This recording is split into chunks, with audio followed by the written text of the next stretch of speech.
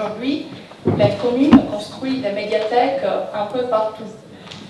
Or, Monsieur le Président, je voudrais interroger l'Assemblée sur certaines façons, certains choix qui sont faits sans concertation avec les citoyens et parfois sans concertation avec les élus que nous sommes.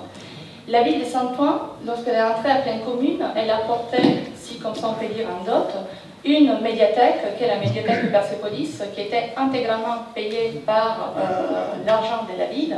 Elle a coûté 15 millions d'euros. Elle a porté en dot également deux autres petites bibliothèques, qui sont des bibliothèques des quartiers, qui est la bibliothèque Glarner et Lucie Aubrac. La ville de Saint-Ouen, c'est une ville qui s'étend sur un territoire assez vaste, et ces deux bibliothèques risquent d'être fermées. Au moins, ce sont des orientations de la communauté d'Aglo, des orientations qui ont été prises sans aucune concertation.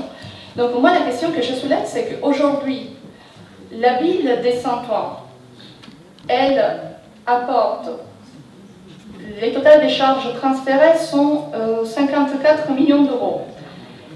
L'attribution de compensation s'élève à hauteur de 36 millions d'euros. Il y a 18 millions d'euros qui restent dans les caisses communes de la communauté d'Aglo. Et donc, la dotation de solidarité communautaire, elle ne nous est pas attribuée parce que, apparemment, il était décidé comme ça. Et aujourd'hui, vous allez récupérer encore de l'argent en supprimant un équipement public,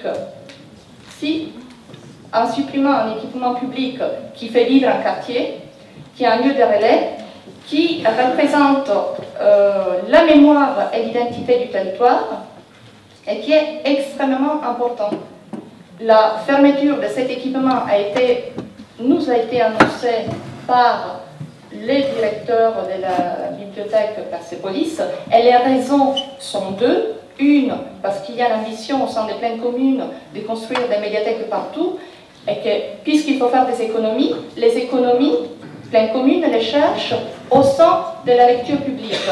C'est la raison pour laquelle il est envisagé la fermeture des petites bibliothèques et donc la construction des grandes médiathèques. Donc, moi, je voudrais comprendre où se situe la solidarité, où se situe le partage et où se situe quelque part aussi le respect dans les façons de procéder et de faire.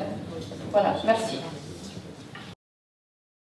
Quelques réponses complémentaires. D'abord, sur la question des médiathèques, et des grandes et des petites. Je rappelle qu'on a une réflexion que mène Karine depuis maintenant une bonne année, que je peux comprendre qu'on avait eu du mal à trouver un rendez-vous avec les élus doniens pour évoquer cette question, et que ce rendez-vous a lieu demain.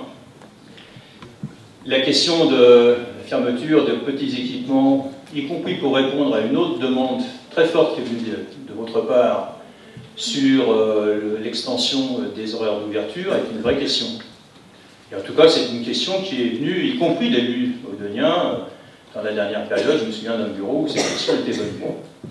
Donc rien n'est acté, rien n'est figé. Il faut quand même avoir en tête que ceci se fera aussi à dépenses constantes. On ne pourra pas à la fois changer les horaires, enfin étendre les horaires, notamment avec un certain nombre d'horaires qui nécessiteront sans doute des heures supplémentaires, si on ouvre dans certains créneaux, et puis continuer à développer le réseau de médiathèques en construction, notre souci étant bien sûr de répondre à cette question de lecture publique par des équipements performants qui nécessitent aussi qu'ils soient accessibles à tous.